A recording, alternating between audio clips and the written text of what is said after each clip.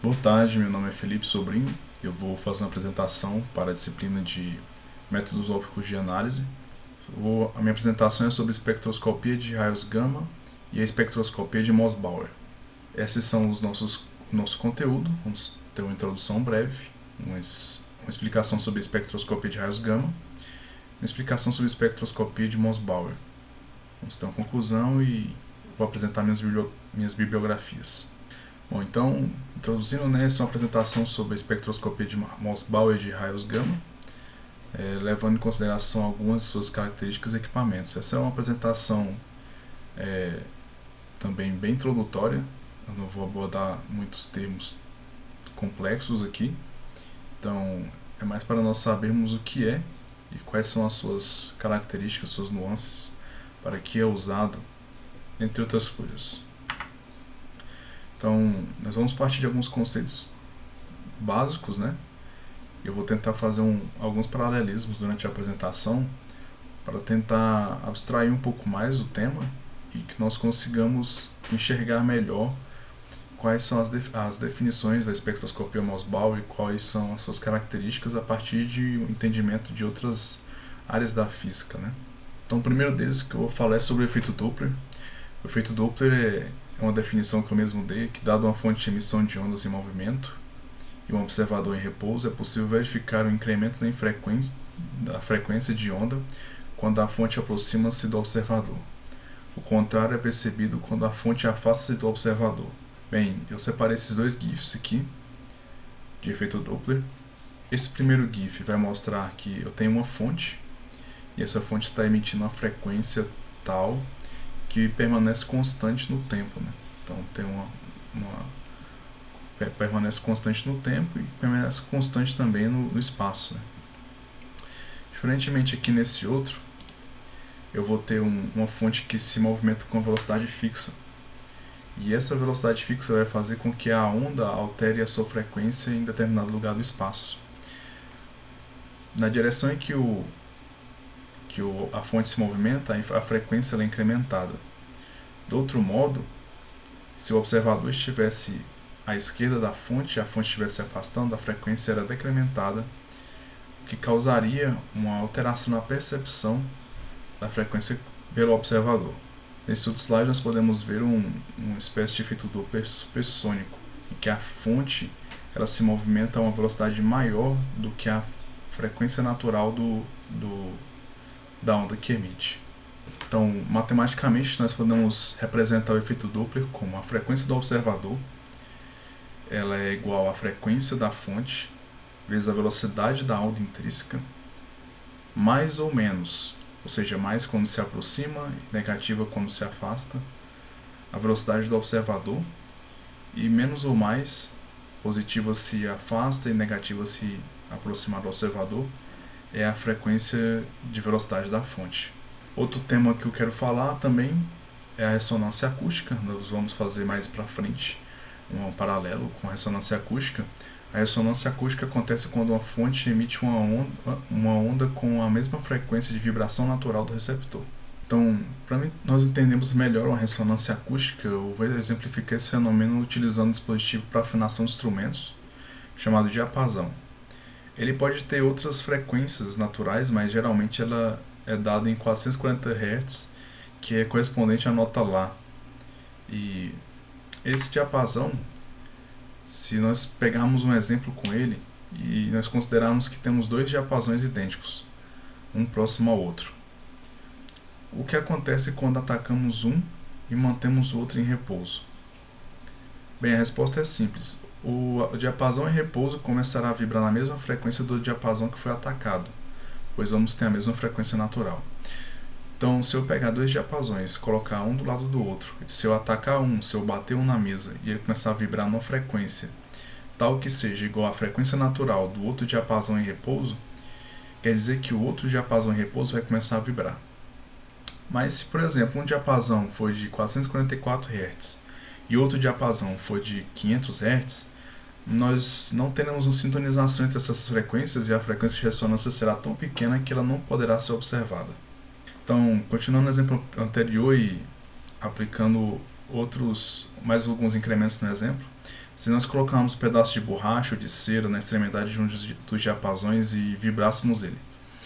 De fato, a observação da frequência da oscilação do menor, observaríamos a frequência de oscilação menor no diapasão atacado, com a qual não é possível alcançar a frequência natural do outro diapasão.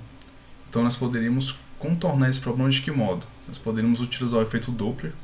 Se nós colocarmos o diapasão com menor frequência de vibração para se aproximar do outro diapasão em repouso, com a velocidade tal que o efeito Doppler consiga estabelecer novamente a relação de igualdade entre a frequência da fonte e a frequência natural do observador.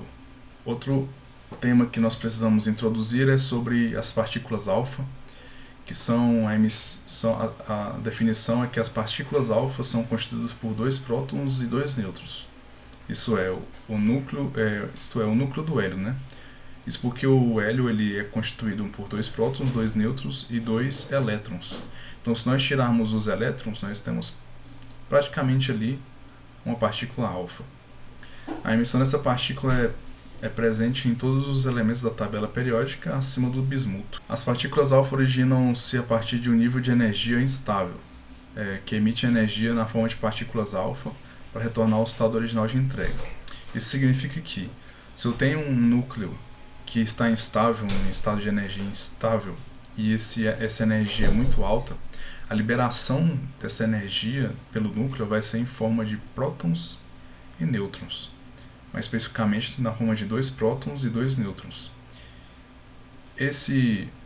Essa partícula liberada será altamente eletronegativa. Isso significa que as partículas alfa elas são altamente reagentes com a matéria. Elas interagem muito fortemente com a matéria.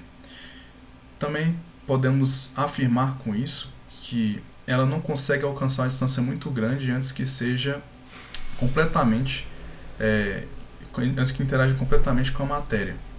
Isso nós podemos ver que, se nós pegarmos uma estimativa, nós vemos que no ar ela alcança cerca de 5 a 7 centímetros de distância. Ou seja, para métodos de espectrometria, as partículas alfa não são muito interessantes. Nós temos agora as partículas beta. As partículas beta são elétrons de alta energia ou positrons emitidos de um núcleo, permitindo a formação de 2 formas de partícula beta, beta positivo e beta negativo. As beta positivos são emitidos no processo de conversão de um próton em um nêutron, com a emissão de um positron e um neutrino de elétron. Então eu tenho uma energia que está associada a um próton, deixando ele instável, e ele vai liberar essa energia na forma de um nêutron, um positron e na forma de um neutrino. Enquanto as partículas beta- são emitidas no processo de conversão de um nêutron em um próton, com a emissão de um elétron e de um antineutrino. Então, a partir de um nêutron, eu tenho a formação de um próton, de um elétron e de um antineutrino. Essas partículas alcançam uma distância 10 vezes maior que as partículas alfa, mas com força de ionização 10 vezes menor em contrapartida. Por fim, o nosso interesse principal, que são as partículas gama. A emissão dos raios gama é também feita por núcleos atômicos com níveis de energia estáveis, ou seja, as 3 partículas citadas são emitidas pelo núcleo, que é diferente do que nós estamos até agora, que na verdade quem emitia os fótons eram os elétrons instáveis. Então a energia presente no núcleo ela é liberada em forma de fótons altamente energéticos, chamado radiação gama. É interessante notar que a radiação gama é a radiação mais energética do nosso espectro.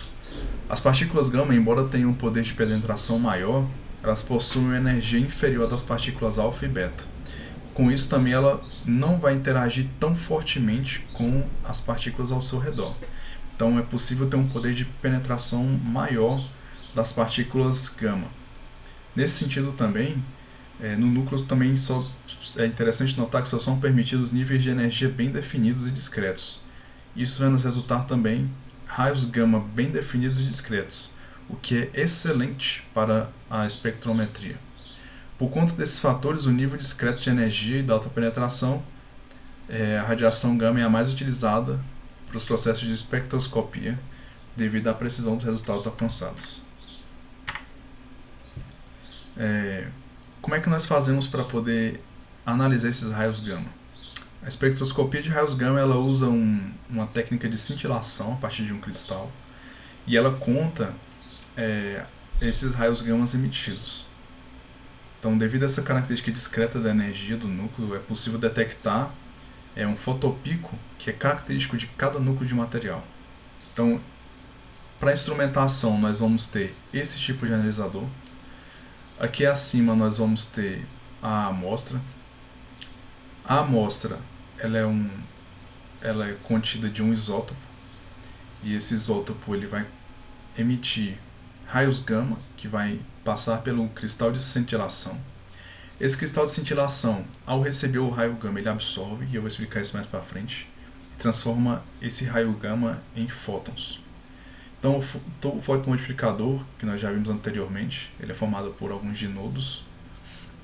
Ele vai receber esses fótons, cerca de 10% mais ou menos.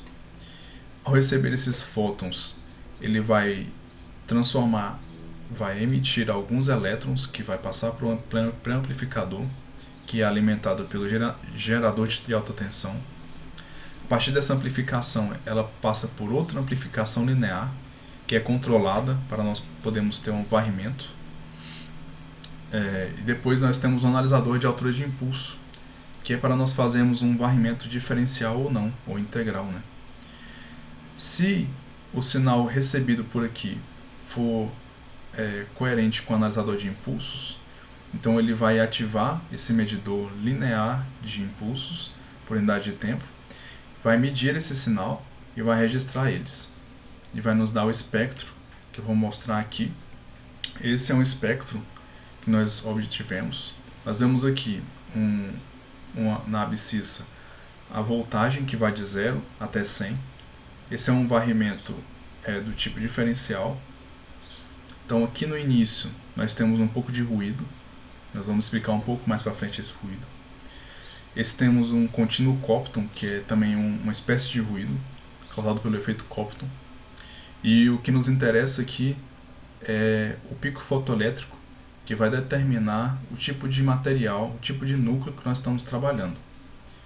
Então, na espectroscopia de raios gama, o que interessa para nós descobrirmos o tipo de material é o pico fotoelétrico. Então, esse é o princípio de funcionamento da máquina é a partir do efeito fotoelétrico.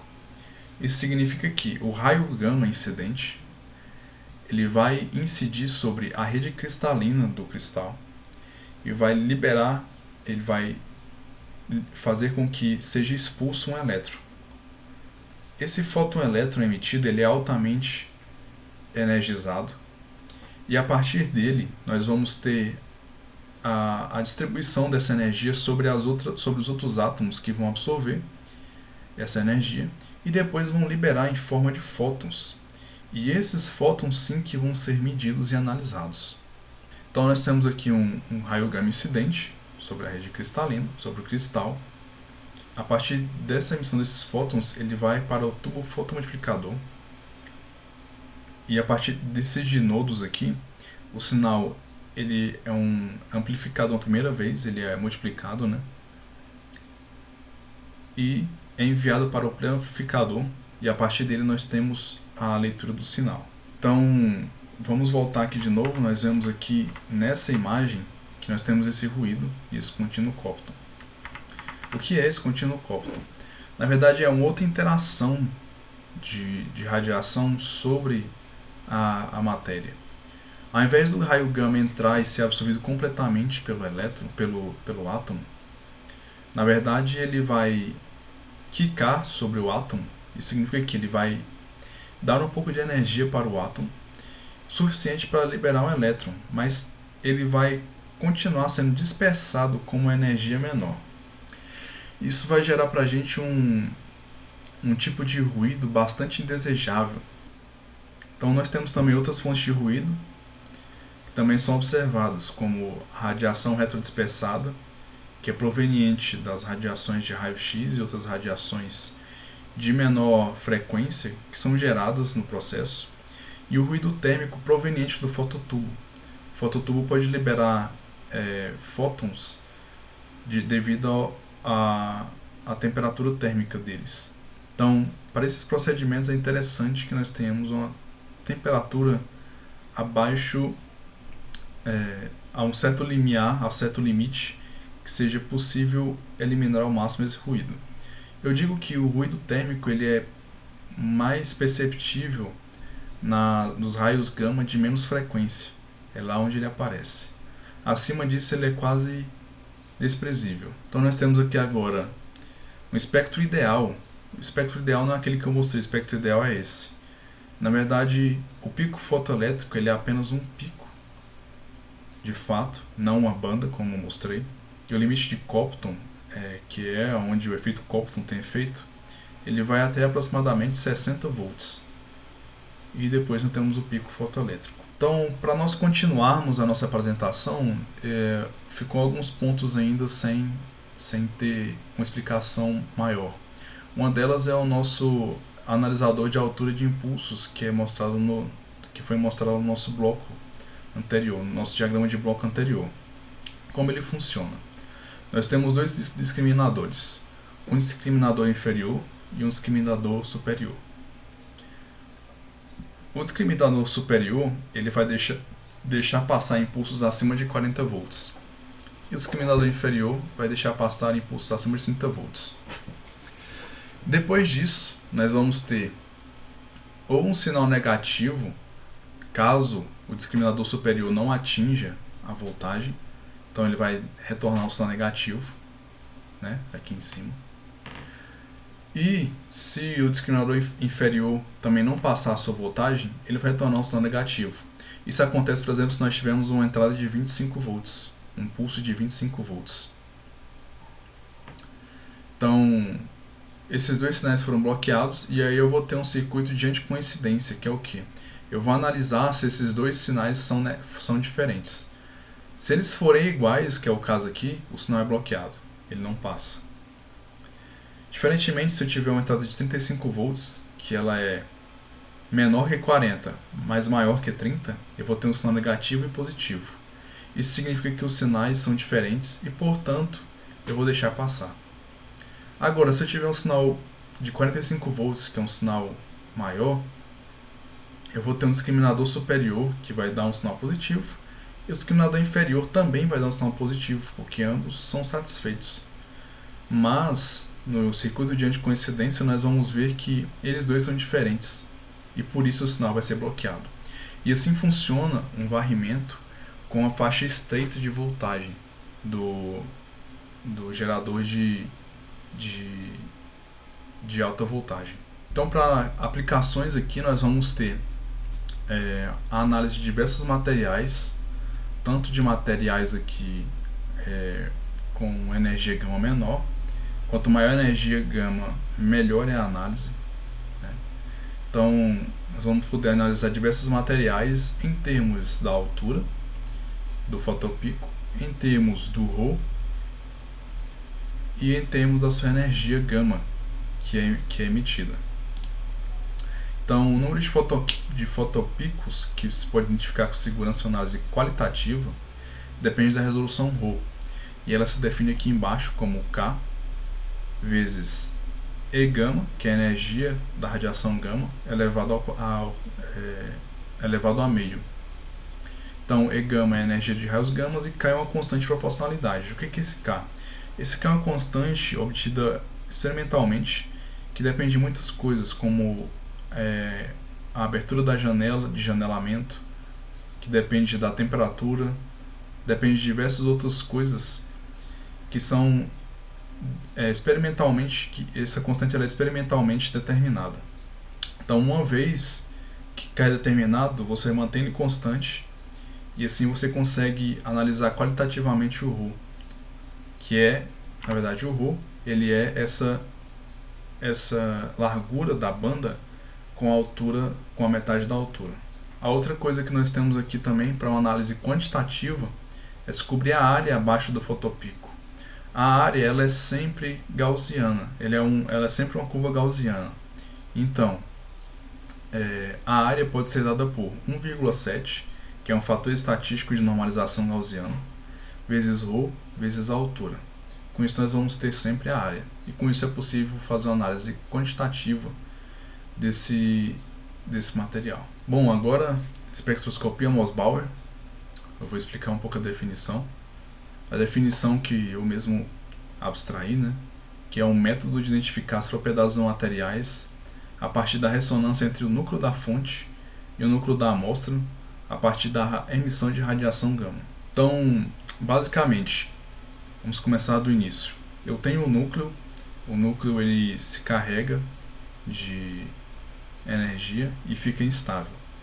A partir do momento que eu emito a radiação gama pelo núcleo, na verdade eu tenho que conservar ainda a lei de conservação de momento, que significa que a partir do momento que eu emito uma radiação gama numa direção, o núcleo ele é deslocado para outra direção, para que nós tenhamos uma conservação de momento. É muito parecido quando você tem uma bola de basquete e uma bola de tênis. Se você pegar essas duas bolas e arremessar uma contra a outra, na verdade a bola de basquete ela vai um pouquinho para trás e a bola de tênis ela vai muito rapidamente para frente. Isso significa que, devido à massa ser muito grande da bola de basquete, o momento, o resultado do momento, a conservação do momento vai gerar uma velocidade muito pequena na bola de basquete.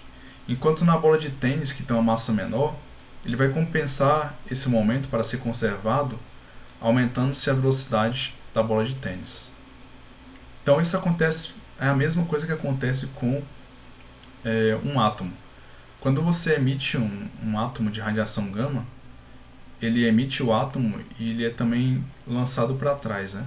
Como se fosse um tiro de revólver, que tem um coice. Então esse coice é chamado energia de retrocesso, indicado por ER aqui. ET é uma energia de transporte, né? E EC é energia cinética. Ao você emitir essa radiação gama, o que deve ser feito para um núcleo diferente entrar em ressonância, ou seja, absorver essa radiação gama, igual quando acontece com o diapasão?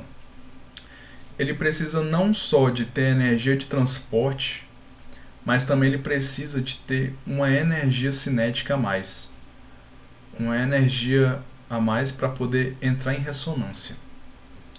Nesse caso específico que eu estou mostrando aqui, em que a linha de emissão ela é muito estreita aqui, nós não temos a possibilidade de fazermos uma espectroscopia de Mossbauer, que é basicamente a espectroscopia de Mossbauer é a medição da ressonância de um núcleo que emite raios gama em relação a outro que recebe. Então, nesse caso específico, nós não temos como ter uma espectroscopia de Mossbauer.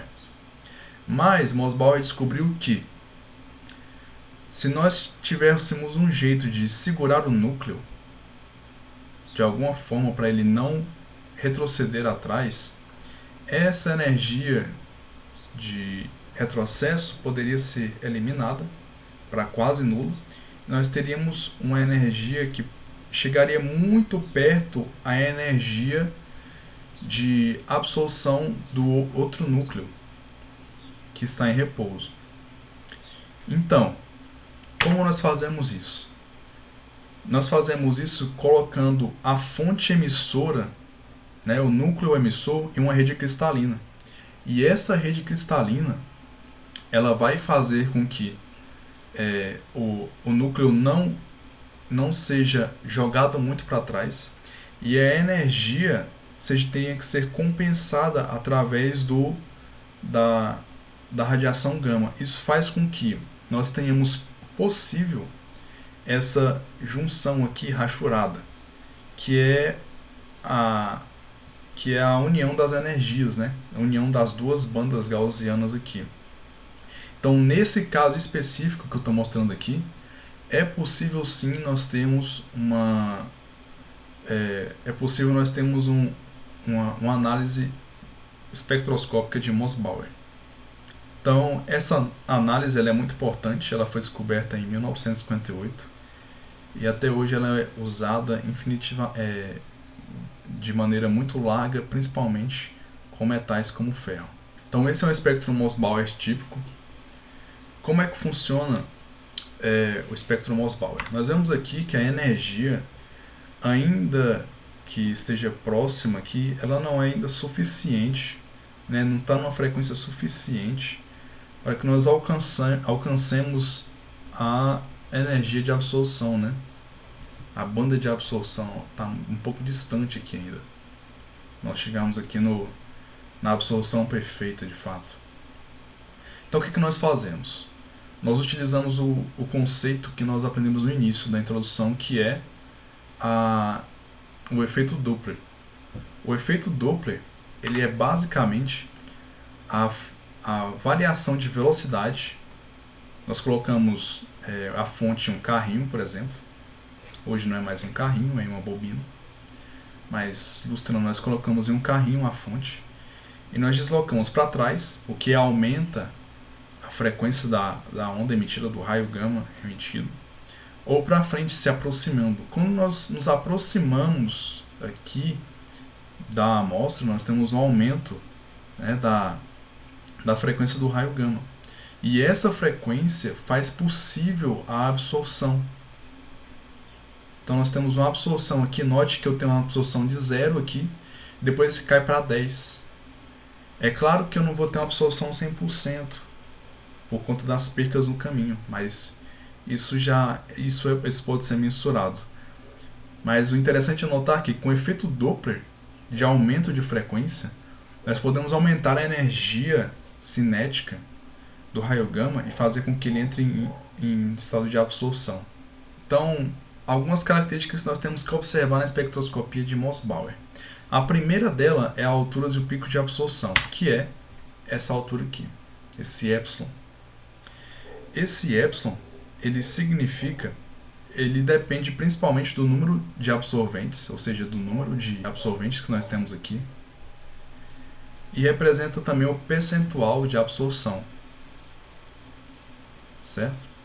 Então nós temos aqui também o W, que é a largura, e essa largura de W aqui depende da estabilidade do estado excitado e do princípio de incerteza de Heisenberg. E a largura ela é sempre maior aqui experimentalmente do que teoricamente. Então agora o parâmetro mais importante aqui para os químicos e para a análise é o deslocamento isomérico. Esse é o principal parâmetro para os químicos principalmente. Esses deslocamentos em relação à velocidade zero se dão por dois motivos. O primeiro é que os raios dos estados nucleares excitados e fundamental sejam distintos, né? Então, o estado excitado tem uma maior energia e com isso eu tenho um raio atômico mais compactado. E com isso eu tenho uma relação com o entorno diferente. Então esse é o primeiro motivo que causa esse deslocamento. O segundo motivo é que o absorvente e a fonte eles têm que ter um entorno quimicamente distintos para ocorrer isso aqui. Então eles têm que ter um estado de oxidação distintos, de modo que a densidade eletrônica sobre o núcleo ela seja distinta para o absorvente e para a fonte. Onde é que isso é importante, esse deslocamento isomérico? Ele é importante se nós quisermos descobrir o tipo de ligação do estado e o estado de oxidação do ferro em diferentes compostos. O que é importante aqui é notar que não é nem a magnitude desse deslocamento, e sim a forma como ele se desloca em relação aos componentes que são adicionados a ele. Então nós podemos medir a oxidação de um ferro, por exemplo, em diferentes compostos, né? Então nós vamos ter aqui ainda outras características, né, um pouco mais complexas, que é o desdobramento quadripolar. Ele permite demonstrar com grande sensibilidade, né, o composto dado. e a estrutura hiperfina magnética, que é a análise da força magnética, como a força magnética se interage com a amostra, seja interna ou externamente. E o coeficiente de temperatura, que é como relaciona-se a temperatura com a energia absorvida pelo núcleo. Como que ela se relaciona, como que essa temperatura se relaciona. Esses todos são características importantes da espectroscopia Mossbauer e são as principais observadas pelos cientistas. Uma parte importante também é como que é feita a instrumentação, como que é feita como que é feita a construção dos espectrômetros de Mossbauer. Primeiro de tudo, nós temos aqui uma bobina, geralmente uma bobina de microfone, por isso que está escrito transdutor. Essa bobina de microfone, ela é alimentada por um gerador de ondas em formato de dente de serra. Observe que o dente de serra sobe e desce.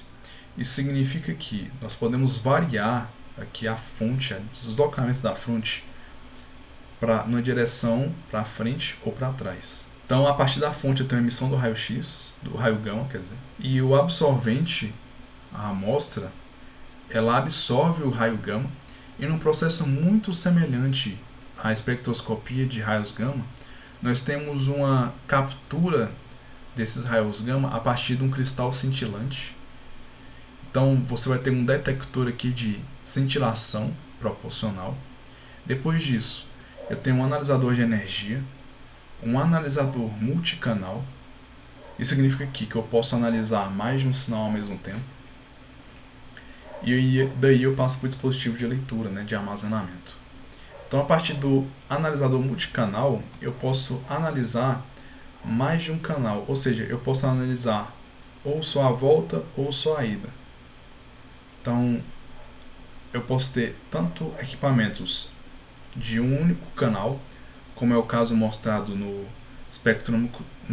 na espectroscopia de raios gama, ou eu posso ter um analisador multicanal, que é esse caso aqui. Então, tanto essa espectroscopia de raios gama quanto a espectroscopia de Mossbauer possuem seus nuances, o que tornam cada método de medição único e adequado para a necessidade de uma análise. Digo mais que eles podem ser associados a outros métodos, e esses métodos podem incrementar na análise, e eles são poderosos em sua medição e possuem uma complexidade considerável, uma complexidade muito grande quanto aos métodos empregados, Então, essa foi a apresentação sobre espectroscopia de raios gama e espectroscopia Mossbauer. Essa é a minha bibliografia. Eu utilizei basicamente alguns artigos da UNB, um livro de Olsen, que é previsto na ementa da disciplina, e alguns sites sobre a radiação, para fazer a distinção entre as radiações e compreender melhor. Além disso, um livro de instrumentação do Douglas A. Cook, que também faz parte da ementa da disciplina. Então, essa foi a minha apresentação, espero que tenham gostado. Qualquer dúvida, podem entrar em contato e escrever. Fico grato por esse semestre, um abraço e até mais.